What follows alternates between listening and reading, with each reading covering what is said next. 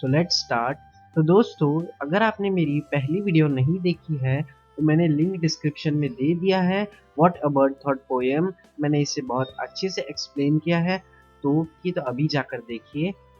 अगर आपने अभी तक चैनल को सब्सक्राइब नहीं किया तो प्लीज़ चैनल को सब्सक्राइब कीजिए, बेल आइकन प्रेस कीजिए और वीडियो को लाइक ज़रूर करना। ओके, तो आज का हमारा एक इंटरेस्टिंग टॉपिक है डे ड्रीमर्स।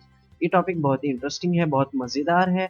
आज की इस वीडियो में मैं आपको ये टॉपिक एक्सप्लेन करूंगा और साथ ही साथ इसी वीडियो में हम इस टॉपिक के क्वेश्चन आंसर्स भी करेंगे। ओके, तो इस टॉपिक को एक्सप्लेन करने से पहले मैं आपको इस टॉपिक के बारे में कुछ छोटी सी इन्फॉर्मेशन देना चाहूँगा। ओके, तो यहाँ पर जो टाइटल जब आप पढ़ते हैं डे ड्रीमर्स, तो आपके दिमाग में क्या ख्याल आता है? हाँ, डे प्लस ड्रीमर्स, कुछ ऐसे ही ख्याल आता है ना आपके दिमाग में। डे प्लस ड्रीमर्स मतलब दिन में सपने देखना, है ना। तो उसी पर ये जो चैप्टर है, दिन में सपने देखने के बारे में ही ये चैप्टर है। ओके, तो अब मैं चैप्टर को एक्सप्लेन करूंगा। ओके, सो चलिए शुरू करते हैं। अब मैं इस चैप्टर की रीडिंग नहीं करूंगा क्योंकि रीडिंग आपको अपने घर पे करनी है, और अभी मैं इस चैप्टर को एक्सप्लेन करूंगा इनके डायलॉग्स बता बता कर। ओके, और इस चैप्टर में 3 कैरेक्टर्स है। पहला तो एक फार्मर है, दूसरा फार्मर की वाइफ है, और तीसरा एक कैरेक्टर है जिसके बारे में मैं आपको बाद में बताऊंगा, आगे वीडियो में बताऊंगा। ओके, चलो वीडियो को शुरू करते हैं। एक गांव में एक फार्मर रहता था और वो हस्बैंड और वाइफ अपना ज़्यादा से ज़्यादा समय बेकार की बातों में लगाते थे, मीन्स आइडियल टॉक में लगाते थे। आइडियल का मीनिंग लिखो बेकार। ओके, तो हस्बैंड और वाइफ जो थे, ये जो हस्बैंड फार्मर था, वो लोग अपना ज़्यादा से ज़्यादा दिन का समय बेकार की बातों में करते थे। दिन में ऐसे सपने देखते थे, दिन के सपने पता है ना, डे ड्रीम्स। ओके, सो वो लोग दिन में सपने देखते थे। तो एक दिन हस्बैंड ने अपनी वाइफ से क्या कहा, देखिए। एक दिन हस्बैंड ने अपनी वाइफ से कहा, I always wanted to keep cows. If by chance I get some extra money from somewhere, I am going to buy a few cows. अब हस्बैंड अपनी वाइफ से क्या कहता है कि मैं हमेशा से काव खरीदना चाहता था, मैं हमेशा से काव खरीदना चाहता था। अगर अगर मुझे बाय चांस कुछ ज़्यादा पैसे मिल जाए तो मैं बहुत सारी काऊ खरीदूंगा, ऐसा अपनी वाइफ को कहता है। तो वाइफ इसी के आंसर में हस्बैंड से कहती है, but that mean lot of work. You have to feed the cows, walk them, bath them, milk them. Cows need a lot of looking after. One cow would be enough, there is no need to buy more. अब wife husband के question पे एक answer देती है कि इसका मतलब है बहुत सारा काम, हमें काऊ को खिलाना पड़ेगा, बहुत सारा चारा खिलाना पड़ेगा, उसे बाहर चराने के लिए लेकर जाना पड़ेगा, फिर उसे नहलाना पड़ेगा, उसका दूध निकालना पड़ेगा। इतना सारा काम, मतलब इतनी सारी देखभाल लगेगी इससे। अगर तुम इतनी सारी काव लाओगे, एक काव बहुत है, कोई ज़रूरत नहीं बहुत सारी काव लाने की। ये कौन कहती है? वाइफ कहती है हस्बैंड को। अब हस्बैंड इसी के आंसर में वाइफ को कहता है कि but think of all the milk we will get if we buy more. अब हस्बैंड वाइफ को कहता है कि अगर तुम सोचो, देखो तुम सोचो कि हमें कितना सारा दूध मिलेगा अगर हम इतनी सारी काव खरीदेंगे, तो है ना। तो वाइफ भी थोड़ी लालची हो जाती है और वो भी कहती है, हाँ ये तो सच है। There will be so much milk that we can even have plenty of dahi and butter and ghee. Wouldn't it be lovely? How lucky that I have all these earthen pots keep aside. I'll use one of the pot for milk, one for dahi, one for butter. The ghee I'll put in another jar, and I'll use this remaining pot to send milk to your sister. अब wife husband को कहती है कि ये तो सच है, हमें बहुत सारी काव से बहुत सारा दूध मिलेगा और हमारे पास इतना दूध होगा कि हमें कभी भी दही, बटर, घी इन चीज़ों की कमी नहीं पड़ेगी। हमारे पास बहुत अच्छी क्वांटिटी में दही भी होगा, बटर भी होगा, घी भी होगा। और मैं कितनी लकी हूँ कि मैंने ये मिट्टी के बने पॉट्स संभाल कर रखे हैं। मिट्टी के बने पॉट्स, वो वाइफ के पास मिट्टी के बने पॉट्स होते हैं, बहुत सारे पॉट्स होते हैं उसके पास। तो कहती है कि मैं कितनी लकी हूँ कि मैंने ये मिट्टी के पॉट संभाल कर रखे हैं। मैं एक पॉट में मिल्क डालूंगी, दूसरे पॉट में मैं दही, तीसरे पॉट में बटर। ओके, तो ऐसे करके, और चौथे पॉट में घी, मतलब ऐसे पॉट्स में ये सारी चीज़ें सेव करती जाऊँ। और जो बाकी के बचे हुए पॉट्स होंगे मैं उसमें मिल्क भरकर मेरी बहन को दे दूंगी। फार्मर अपनी वाइफ को क्या कहता है देखिए, send milk to your sister. Who said you could send milk to your sister? Farmer कहता है कि अपनी बहन को दूध भेजोगी। किसने कहा तुम्हें अपनी बहन को दूध भेजने के लिए? तो वाइफ हस्बैंड को कहती है कि अभी हमारे पास बहुत सारी काव होगी, तो हमारे पास बहुत सारा दूध भी होगा, है ना। मीन्स अब दोनों के झगड़े शुरू हो जाते हैं कि सिस्टर को दूध भेजेंगे या नहीं भेजेंगे, इस पे से इनके झगड़े शुरू हो जाते हैं। तो अभी हस्बैंड कहता है वाइफ से, because we are going to sell it in the market, that's why I will decide what to do with all that milk and not a drop of it goes to your sister, remember. Husband wife से कहता है कि क्योंकि हम इस दूध को market में बेचेंगे, हमारे पास जो एक्स्ट्रा दूध है हम उसे मार्केट में सेल करेंगे और इसका एक बूंद भी तुम्हारी सिस्टर को नहीं जाएगा। Okay, you understand that? ऐसा कहता है हस्बैंड।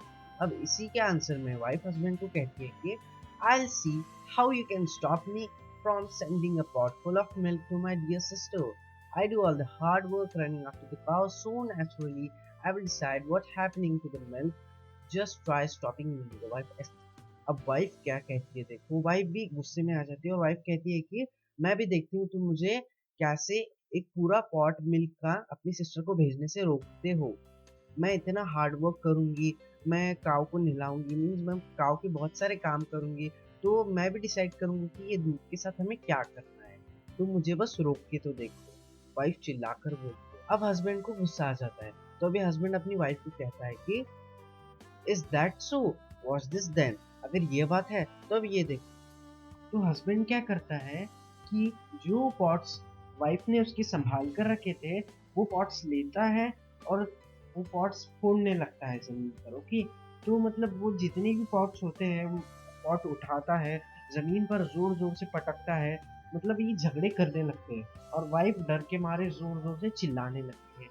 अब उनके घर के पास से ही एक गोपाल भांड नाम का आदमी गुजर रहा था। ओके, क्या नाम है आदमी का?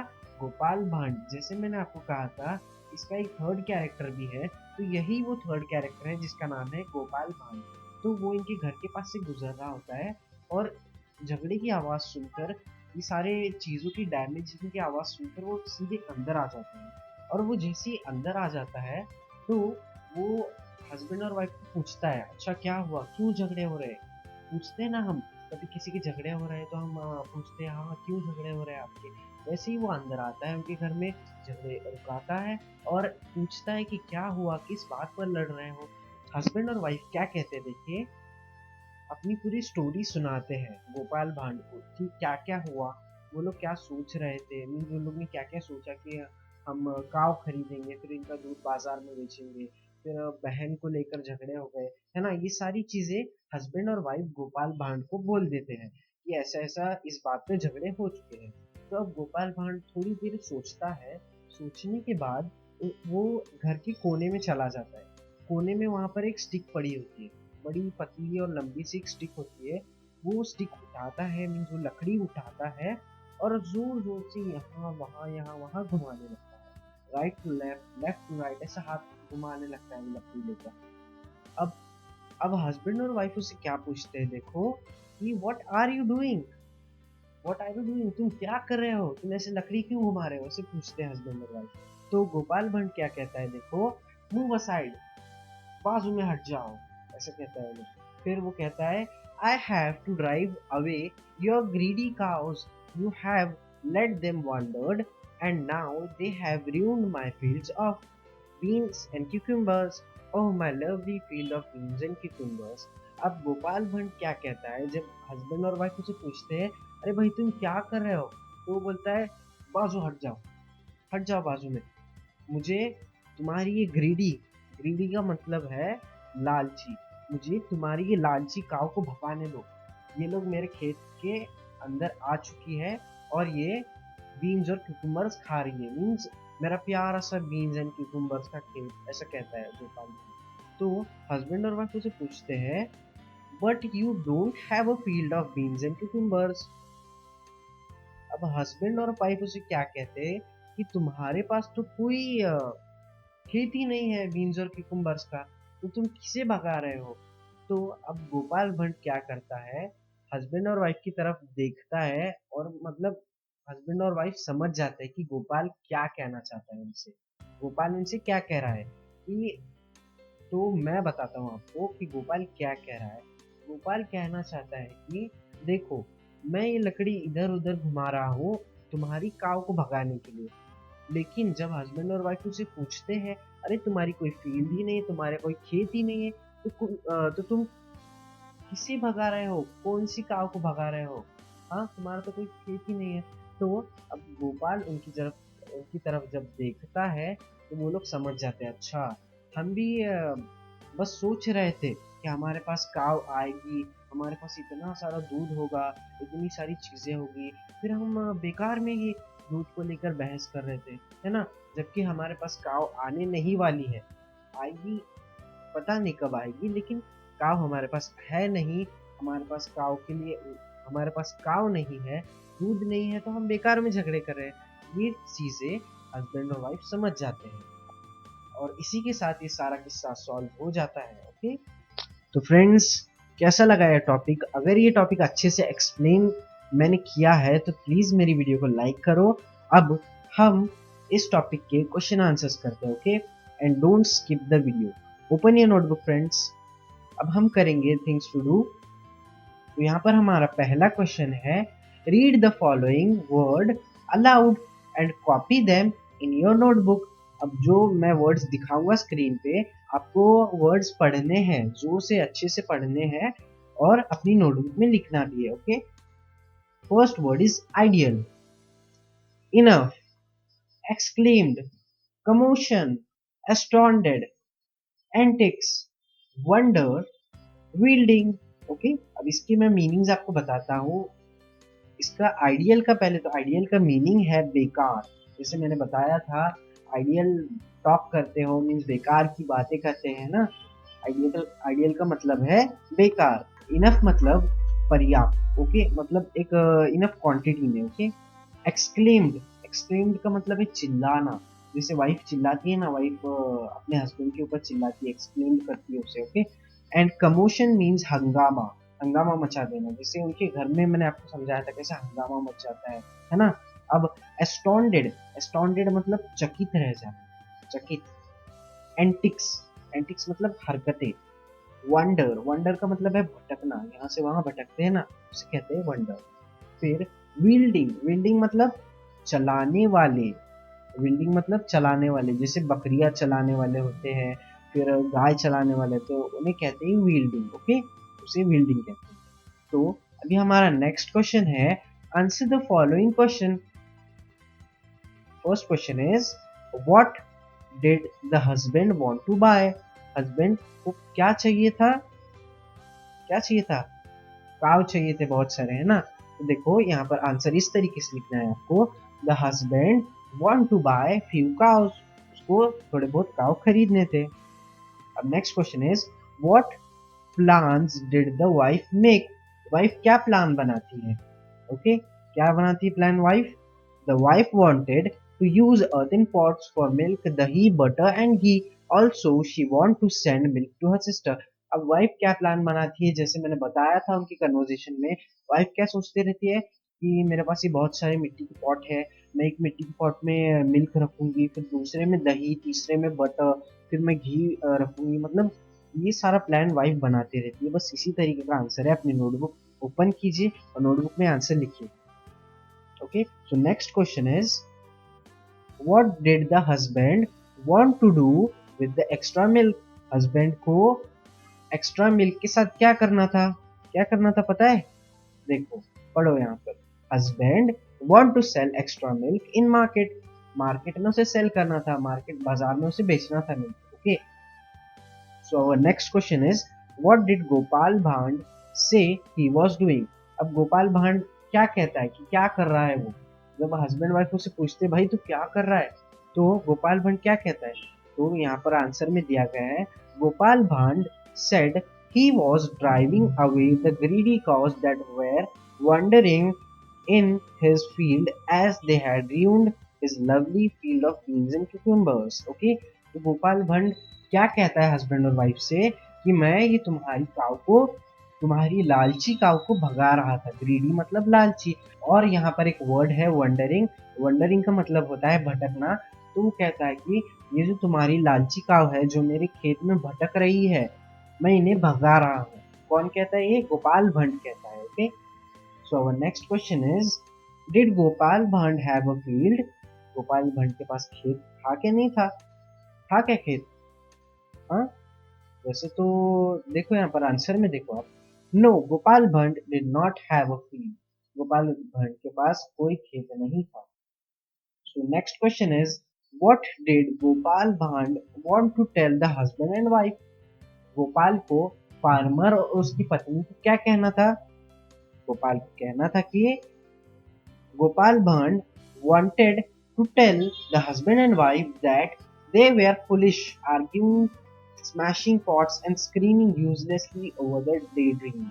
अब गोपाल भट्ट हस्बैंड और वाइफ को क्या कहना चाहता था?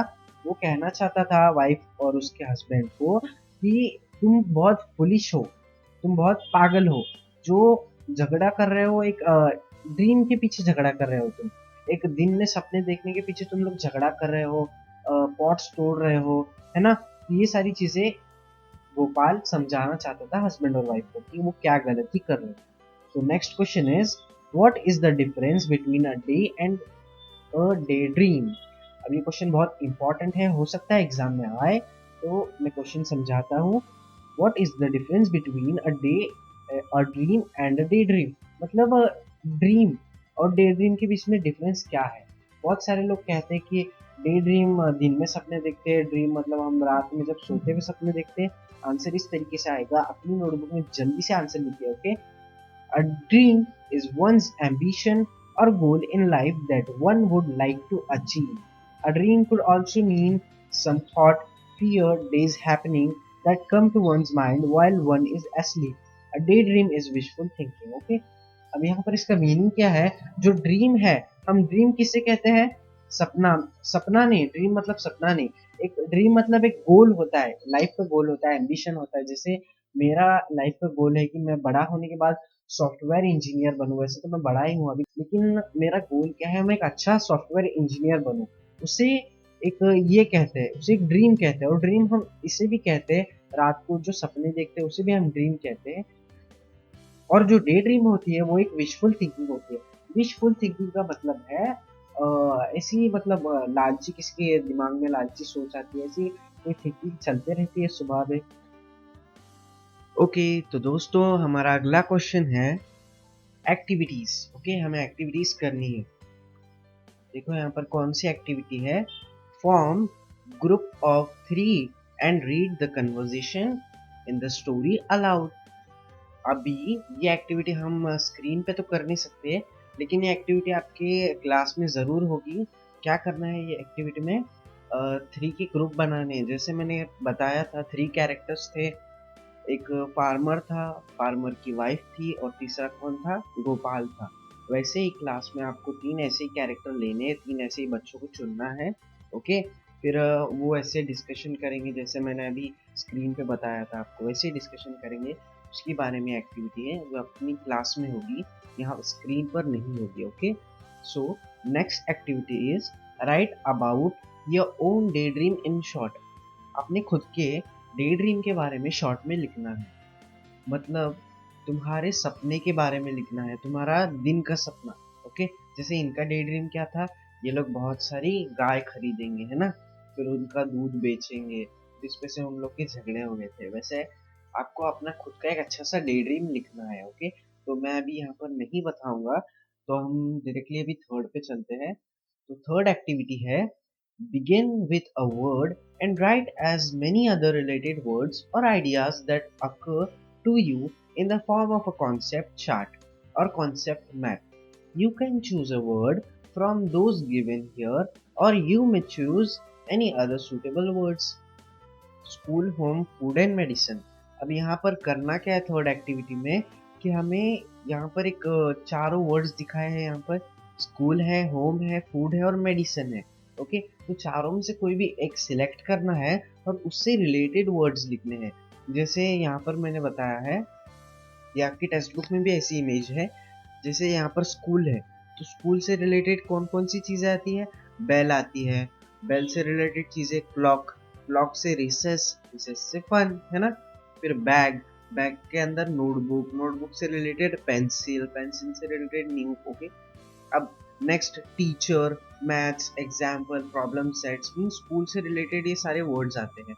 आप ये भी लिख सकते हैं, या फिर कोई और, जैसे फूड हो, मेडिसिन हो, होम हो, ये सारी चीज़ें भी लिख सकते हो। ओके, आप आपकी मर्जी है, जो लिखना है लिखिए। ओके, तो यहाँ पर जो स्कूल का दिखाया है, इसका एक स्क्रीनशॉट लीजिए, या फिर ये आपकी टेक्स्ट बुक में भी है तो यही लिखिएगा। Okay, so next question is language study. Language study means grammar. Okay, 84 page number से 88 पेज नंबर के बीच में हमें लैंग्वेज स्टडी करनी है। Okay, means grammar part. A phrase is a meaningful group of words. For example, one day some extra money, a few cows, all the milk. From the story, find at least three phrases, each that begin with or include each of the articles. Okay, तो हमें यहाँ पर ना articles के जो है, articles पता है ना कैसे होते हैं, ए एन द, इसे आर्टिकल्स कहते हैं। हाँ, तो हमें पेज नंबर 84 से 88 के बीच में वर्ड्स फाइंड करने हैं जो ए एन द से रिलेटेड है। ओके, फ्रेजेस फाइंड करने हैं। तो देखो यहाँ पर लिखा है मैंने, ए से a lot of, plenty of, a drop of, one by one. Okay, and an से क्या आएगा? In another jar. द से क्या आएगा? वन ऑफ द, फिर द हार्ड वर्क। सो इसी के साथ आपको सेम इसी तरीके से लिखना है। ओके, अपनी नोटबुक में लिख लीजिएगा वीडियो पॉज करके, या फिर एक, या फिर स्क्रीनशॉट ले लीजिए। ओके, तो यहाँ पर हमारा नेक्स्ट क्वेश्चन है, चूज ए और an correctly and fill in the blanks. Okay, तो हमें ए और एन लगाना है वर्ड्स के यहाँ पे। देखो, जैसे वहाँ पर बस वर्ड्स दिए हैं, अर्तन पॉट, काउ, जार, सिस्टर, ये सारे वर्ड्स दिए हैं, वहाँ पर ए और एन नहीं लगाया गया है। तो यहाँ पर मैंने ए और एन लगाया है, आप ये कॉपी करके लिख सकते हैं। ओके, तो an earthen pot, a cow, a jar, a sister, a south stick, a lovely field and eyebrow. तो अभी आपको ए कहाँ लगाना है और एन कहाँ लगाना है, ये मैं बताता हूँ। देखो, यहाँ पर इंग्लिश में भी लिखा है मैंने इसका मीनिंग, और हिंदी में भी लिखा है कि आपको ए कहाँ लगाना पड़ता है और एन कहाँ लगाना पड़ता है। मैं एक बार एक्सप्लेन करता हूँ आपको। Use A before word that start with a consonant sound and before words that start with a vowel sound. Okay, तो यहाँ पर शब्दों से मैं हिंदी में समझाता हूँ। शब्दों से पहले ए का उपयोग करें जो एक व्यंजन ध्वनि के शुरू होता है, और एन शब्दों से पहले जो एक स्वर ध्वनि से शुरू होता है। मतलब ए का हम यूज कहाँ करना है? हमें कंसोनेंट साउंड, जैसे ही कंसोनेंट साउंड आता है, कंसोनेंट साउंड का मतलब होता है व्यंजन, व्यंजन sound. Okay, and vowel sound means स्वर ध्वनि। Okay, so our next question is write the plural form of the following. Plural form लिखना है। ओके, अब प्लूरल, सिंगुलर, ये पता है आपको? चलो, नहीं पता है तो एक बार बता देता हूँ। देखो, अभी मैं यहाँ पर एक बॉल बनाता हूँ। ओके, एक बॉल में ड्रॉ करता हूँ। अब जैसे ही मैंने ये बॉल ड्रॉ किया, तो हम इसे क्या कहेंगे? हम इसे कहेंगे बॉल, है ना। लेकिन जैसे ही मैं एक, दो, तीन, अगर मैं ऐसे तीन बॉल ड्रॉ करता हूँ, तो हम इस तीन बॉल को क्या कहेंगे? हम इन तीन बॉल को क्या कहेंगे? बॉल्स। ओके, बॉल्स कहेंगे। क्यों? क्योंकि यहाँ पर इसे हम बॉल क्यों कहेंगे? क्योंकि ये एक बॉल है, और यहाँ पर ये तीन बॉल है, इसे हम बॉल्स कहेंगे। मतलब एक से ज्यादा कोई भी चीज हो तो उसे हम प्लूरल कहते हैं, और एक कोई भी चीज हो उसे हम सिंगुलर कहते हैं, क्योंकि वो सिंगल होती है। ओके, वैसे ही यहाँ पर जो है, cow, pot, jar, sister, market, drop, stick, corner, field, cucumber. अभी ये सिंगुलर मैनर में दिया है। अब यहाँ पर हमें प्लूरल में लिखना है।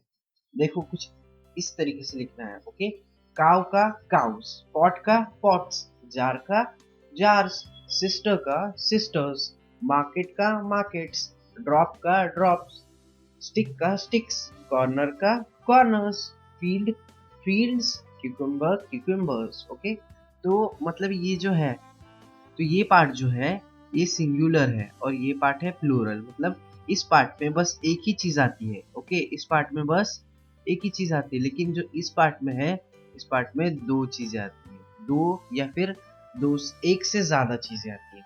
तो यहाँ पर हमें मेन चीज है, हमें यहाँ पर एस लगाना है। हर वर्ड के आखिर में हमें एस लगाना है, तो वो क्या हो जाएगा, प्लूरल हो जाएगा। ओके, सो फ्रेंड्स, मैं अभी आपको एक इम्पोर्टेंट इन्फॉर्मेशन बताना चाहूँगा कि हमारे चैनल पे अभी हम कोडिंग की वीडियोस भी अपलोड करने वाले हैं। अब ये कोडिंग होता क्या है, कोडिंग से हमें क्या क्या फ़ायदे होंगे, ये सारी चीज़ें जब मैं कोडिंग की वीडियो अपलोड करूँगा तब उसके अंदर क्लियर करूँगा। वैसे तो आपको पता ही है कि गवर्नमेंट ने कहा है कि हमें 6 स्टैंडर्ड से कोडिंग शुरू करनी है। 6 स्टैंडर्ड में हमें एक नया सब्जेक्ट होगा, जी हाँ, नया सब्जेक्ट जिसका नाम है कोडिंग, जो कंप्यूटर सेक्शन के अंदर आएगा। Okay, so please share this information to your family and friends. तो अगली वीडियो में हम करने वाले हैं इंग्लिश बाल भारती का chapter number 3, to be a good listener. अगर वीडियो अच्छी लगी हो तो प्लीज लाइक कर देना। जो भी डाउट्स हो कमेंट सेक्शन में वो डाउट्स मेंशन कीजिए, हम जल्दी से जल्दी डाउट्स क्लियर करेंगे। And don't forget to subscribe my channel. Knowledgeable learning, make learning easy and fun.